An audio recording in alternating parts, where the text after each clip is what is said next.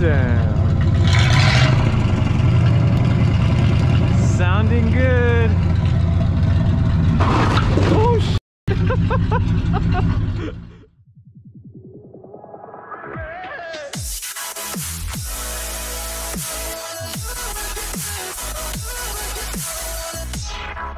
Woo! What's up, everyone? Welcome to a new episode, first timers. Yes, a new episode with a new glass. Yes, after the new glass. No. So if you guys didn't see that video where we got the glass installed, all that fun stuff, check out the upper right hand corner. Yep. So if you guys don't know, this is the El Camino. We'll put a playlist in the upper right hand corner of all the work that we've done on it so far as well. Yep. So I definitely would recommend to go check that out.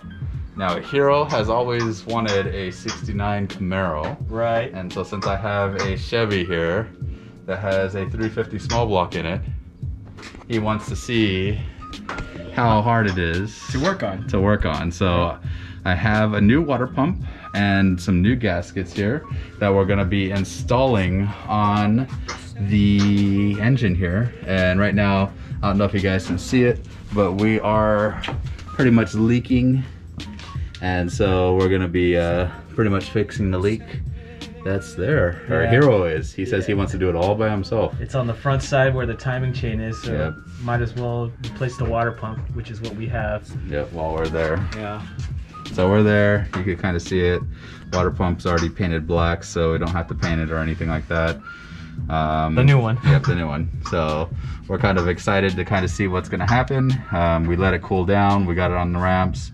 And Hiro says he's gonna get started, so we are super excited. All right. And we'll let him jump into it. We have the third little dude over here. We have another mechanic in the house. First timers. He's playing with his Jeep right now. He's working on that mirror right now, so he's got that going. He's trying to take it off for the El Camino because he saw that it needs a mirror. Yeah, it needs mirrors, so we'll have him work on that. But anyway, guys, let's jump into it. So the first thing that's gonna need to come off here is gonna be the alternator. We do unplug the battery, so make sure you do disconnect the positive and negative on your battery. From there, we do leave the alternator connected to the wiring, so we don't have to find the wiring or anything like that later. But it's only 2 bolts that hold it, one that's on the actual alternator bracket and one that goes to the engine. When we're talking about the alternator bracket here, you can notice that we do disconnect that as well. And there are 2 bolts that hold it, one that goes to the actual water pump and one that goes to the upper fill neck for the radiator hose, for the upper radiator hose. So just make sure when you are disconnecting everything, you can kind of screw them back into their homes if possible, just so you don't lose all your bolts or nuts that you're taking out here. Now the fan itself with the fan clutch is 4 bolts, so just make sure that you take the 4 bolts that are on the actual clutch itself, the fan clutch assembly itself, that goes to the pulley and not just the fan, because then you don't want to have to sit there and bolt the fan to the clutch itself there. But it's very easy to come off. Once that's off, the pulley will slide right off too. Now there are going to be 2 bolts that hold the fan shroud in here, and just pretty much undo those 2 bolts, and the bottom portion of the fan shroud will literally slide right into the bottom piece. There's like 2 little retaining clips that it slides into. Other than that, all you have to do is just slide the fan shroud right up, and it comes right up. Very simple and very easy. Like I said, this portion of the video didn't take us too long, but of course we did lose sunlight pretty quickly, so it was pretty, it was just one of those things that did take some time. Now we're gonna have to drain the water pump before we start, or the actual radiator, before we start to unbolt the water pump, so we'll have Hiro kind of showcase that here in the next scene. So you guys, I just learned something. This radiator, I was trying to loosen this bolt here, or this nut that's threaded into the radiator end tank, but it's actually, what you loosen is this little, here. Well, most of you muscle car guys that know these cars probably already know what this is, but for me, it's new to me. So let me just zoom down here. Hopefully you can get it in the picture. Yep, you can see it dripping right now. So it's actually really easy. Just loosen it and it pours out. You can see it falling down in the pan right there. So I'm just gonna put this back down so I can concentrate. So, good idea to open the top cap. so gravity can do its thing. So as Hiro does some other stuff on the driver's side there, I start to take off the lower radiator hose. So it did have 2 clamps, not sure why, probably had a leak at some point. There was still some radiator fluid in there, so we did have to move the pan over. There was a total of 4 bolts that connected the water pump to the block, and then 1 bolt that went through the actual power steering. And if you notice, right when Hiro kind of takes it off, it just kind of pulls off. It was on there pretty tight. There are also 3 bolts on the big pulley on the bottom there, and we also had to remove, get a pulley remover to remove the harmonic balance. So if you don't have one of those, Harbor Freight or AutoZone, so you can actually rent one of those, and it's actually pretty quick and easy to actually remove it. While you're doing all this, keep in mind you can start painting some of your stuff here as you're taking them off, letting them dry and all that good stuff. Now there are, I believe it's either 10 or 12 bolts that hold the actually hold the timing cover in. We did actually buy a chrome cover just because this one had a slight bend on it, which is, you know, one of those things that, hey, that's probably why it was leaking in that spot. Somebody probably pulled it off and tried to replace it themselves and kind of damaged it, and then put our TV in there to help it seal. So this time we want the chrome one to actually seal very nicely.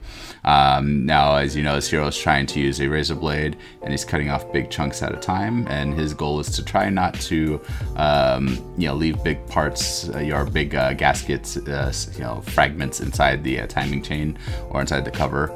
Now, while Hiro's on the bottom, one thing that we didn't talk about was replacing the oil pan gasket. We actually did that, so that's why the hood is off in this scene here. We had to lift the motor, and now we're gonna actually install the timing cover, but we just wanted to make sure we didn't have a leak.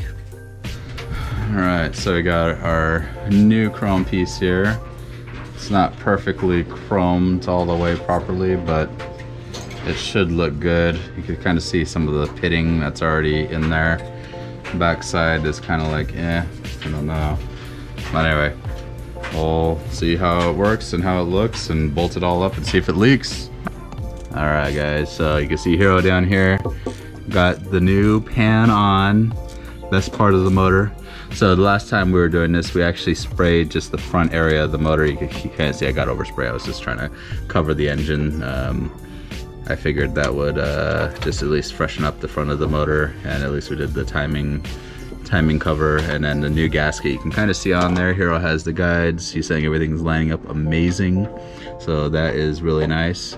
And so also one thing you're gonna notice on the timing cover here is it has these little indentations, so it'll push a little harder in those spots where the gaps are, where you don't have the bolts. So pretty much it should help it seal. The factory one, it wasn't as, was that pronounced? So it didn't do it as well, but it's looking good. Hiro wants to show you how it looks underneath. So you guys can see now I'm tightening all the bolts right now. This kit, this Felpro oil pan gasket, the one piece comes with guides, so you have to put them on all 4 corners, and it actually helps line it up, and you can see everything lines up here in the back or in the front, and I'll show you the back real quick. Sorry guys, it's really tight space here, but if you look at the back, you can see the blue gasket just protruding just slightly, which is the way you want it, and then there's that guide there. Alright, so yeah, all the way around. If you guys can see with the light, I know it's kind of tight. I can't move the camera because it's on the stand, but you guys can see the gasket just kind of protruding slightly like it's supposed to. This side is even better because there's not a starter in the way, but you guys can see. All right, I'm just torquing everything down now. All right, you can take the camera.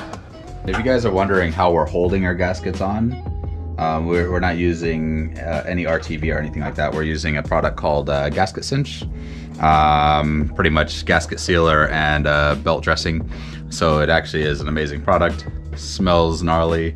All you have to do is just apply a light coat, I went a little crazy on one spot when I was trying to pull it, and a lot more came out than I anticipated. But other than that, just press it down, let it tack for a minute or two, and then you're good to bolt right up. Love this stuff. It is good for belts as well. So if your belts are slipping or anything like that, this is kind of a quick way to just kind of put a little bit on, tack it, and then, you know, not a lot, just a little bit, and then just rev it a couple times and let it ride, and it's usually perfect. So anyway, love this stuff. That's how we did it on here, just so you guys know. So the next part, we didn't really kind of go over all of the you know, bolting everything back on. We kind of just wanted to show you everything, or else the video would have turned into like a 30-40 minute video. But other than that, you can kind of see everything is nicely sealed and locked in. One thing I really didn't talk about is we did oil the gaskets before we put them on. You know, since these are rubber that are in here, we did put some you know, a little bit of oil, just so when it kind of seated, it would seat a little, you know, a little nicer. Also on the timing cover, there's kind of where the crank spins, there's a seal there as well. So I did put a little oil on there, kind of squeezed out, which was okay. So you can kind of see it on the bottom of the timing cover there. But other than that, it turned out good. There was no leaks. It wiped everything down, and it looked really clean. So we were super excited and happy. Here with the El Camino project. Yeah. Hiro says, I am never working on a Chevy again. I became an expert at the oil pan, removing the bolts and getting to them with my hands. Yeah, so he's all excited. You know, obviously when we started this project, this was going to be Hiro's chance of going, I want to own a 69 Camaro at one point in my life. And maybe. I want to be able to work on it, and I want to see how difficult it is. And so we'll say total of 5 days later. Yeah, actually we'll say 6 days because we're on a new day, but we kind of want to shoot the outro in daylight. Yeah. But overall, you know, it turned out good. We put a piece of cardboard under there just so we could see if it's dropping, just because we had some other oil stains there. So it's easier to see it with the cardboard. Right now the cardboard is dry. And we let it idle for over 25 minutes. We're gonna go take it around the block, but before we even do that, we're gonna cut the exhaust off, just because the muffler is imploded on itself, so it's like all expanded, and you know. That's what he's saying. Yes, but I also make some noise. Obviously, that'd be the kind of the cool thing. That is the reason. Yes, but yeah, we'll. You know, I think we're gonna finish it off. I mean, Hiro, overall, what did you think of working on your first American car? So. I can only compare this with an MR2 because I haven't worked too much on the engine of the G35 yet. But you know, everything in here is just so much space. You have so much. I literally sat right here just to fill the oil. I mean, I could sit in there. I could literally like work comfortably on top of the engine within the engine bay. I like that. It doesn't seem so crucial to tolerance, like, you know, torque specs and everything. You just kind of go by feel. Everything's very, well, I don't know if the word's crude.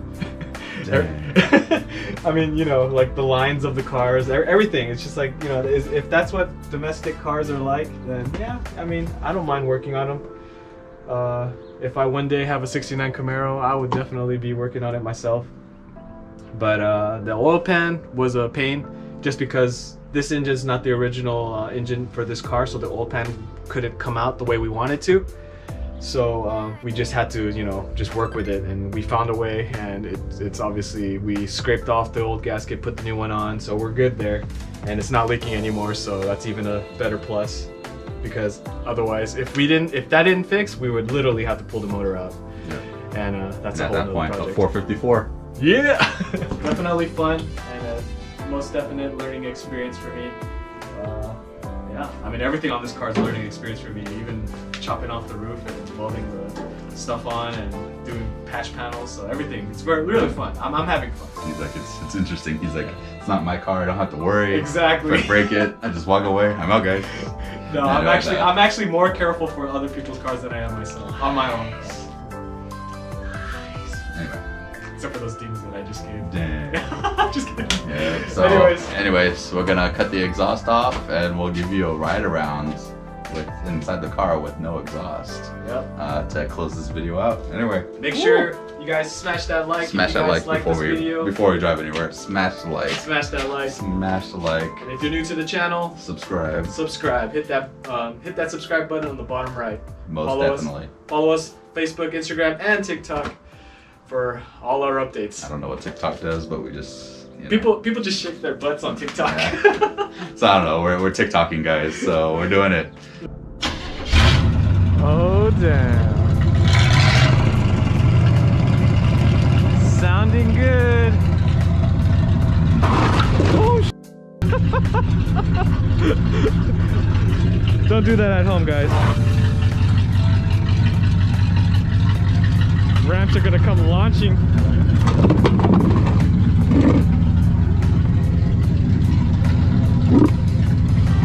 Got too excited, yo.